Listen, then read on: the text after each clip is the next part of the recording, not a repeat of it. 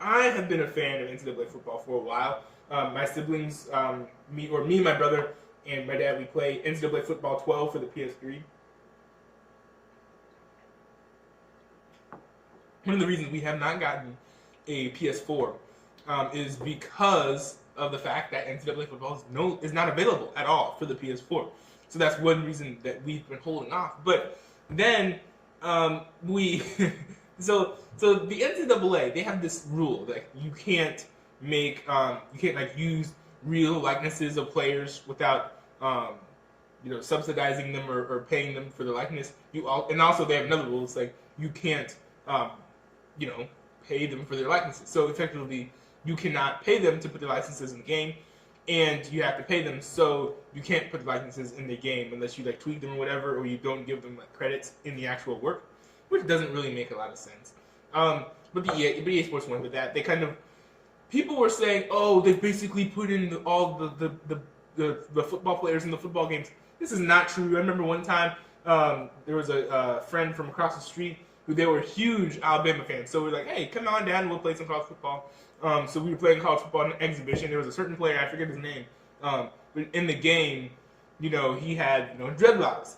And the guy he was playing, he was laughing. He's like, that's not him because he does not have dreadlocks. So they do change the likenesses a little bit.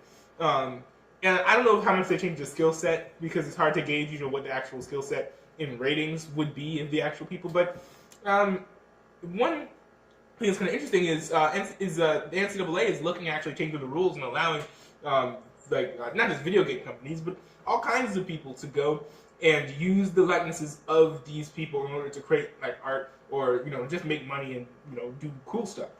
But one thing that people are not taking into account, and I'm glad that Matt Allen pointed this out. Matt Allen is another YouTuber similar to Ryan Moody who just goes and talks about EA Sports, Madden, NCAA football, stuff like that. The thing that people are forgetting is that if EA Sports gets their hands on, I heard a noise. If EA Sports gets their hand on the NCAA license and continues making NCAA football video games, especially if they base it on Madden, as far as game, there are lots of things to be excited about. A combination of having the college football playoff in the game, as well as having not having Aaron Andrews in the game anymore. There are all types of things to be excited about the game. But the biggest problem with the upcoming NCAA football video game from EA Sports, which I think the likeliness of that happening from a scale of here to here is probably around here.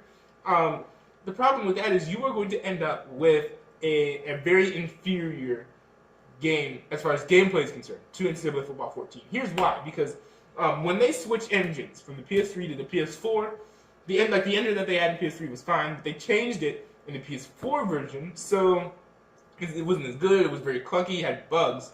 But the problem was the way that the game was built, it was hard and expensive for them to fix those bugs. So a lot of times they were like, "No, we're not going to fix it because it's not worth it."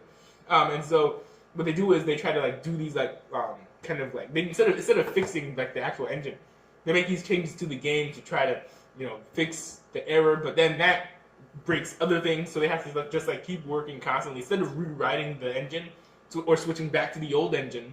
They just want to continue to use the engine that they already have because they've really committed to it. I think it's called Frostbite or something. I can't remember.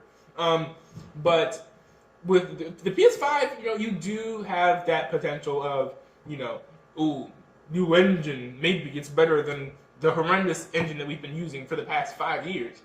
But at the same time, something tells me if you have it's gonna be somewhere in between the PS3 version and the PS4. It's probably gonna be better than the PS4 engine. It's really hard to make it worse than the PS4 engine, but I also think it's probably not gonna be as good as the PS3 engine, just because that engine was so good and it was pretty unique. I remember, watching.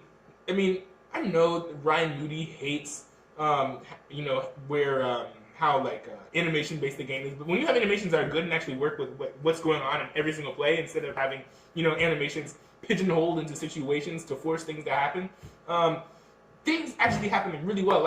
There were really great transitions between animations too, which is always impressed me, because You can have someone being tackled, then someone else will come and hit them, and it's just wonderful. So it's gonna be a good game, just not gonna be as great as everyone thinks it's gonna be. Hey guys, not a newbie. Thanks for watching this video, and if you don't mind, if you actually still like me, after watching this video all the way through or skipping ahead, however many times you decided to skip ahead, if that's your thing. I'm not sure if you're the kind of person who skips ahead in videos or watches them times 2 or times 0.75.